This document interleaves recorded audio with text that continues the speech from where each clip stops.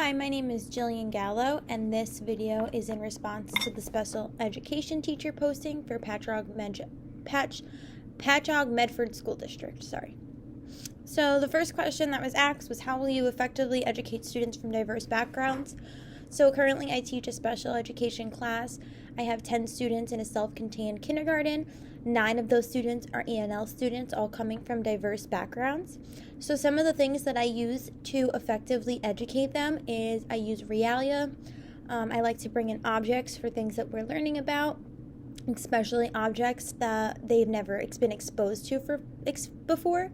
So for example, we recently learned about a dog's leash. So I brought in a dog's leash. Most of my students don't own pets, so they've never seen a leash before.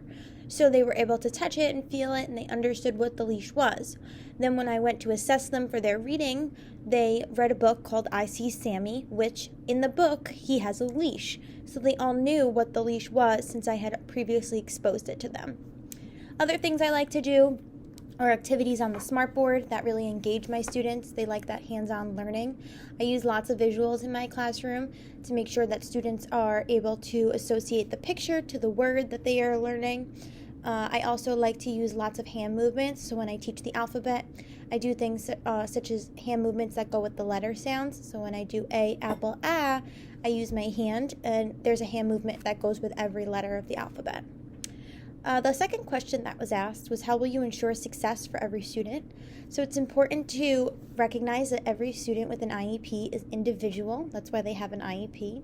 So in order to ensure success for every student, I do plan to look at students' goals individually and decide how I can best teach them to meet their goals and needs. So it's really about meeting students where they are.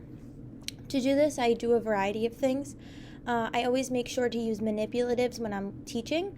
While I might teach one group in math that doesn't need manipulatives, my second group might come over, learn the same lesson, and they need manipulatives. So it really depends on what type of student and what type of learner they are. I also use different methods to assess the students.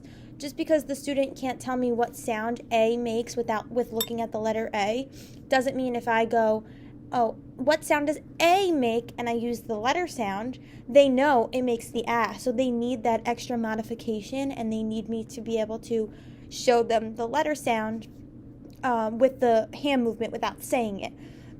So modifying lessons, using different types of lessons. So if it's a kinesthetic learner, maybe they need some type of total physical response in their learning. When I read a book, using lots of hand motions and different kinds of body movements to associate with like big and small or greater than, less than, types of things like that.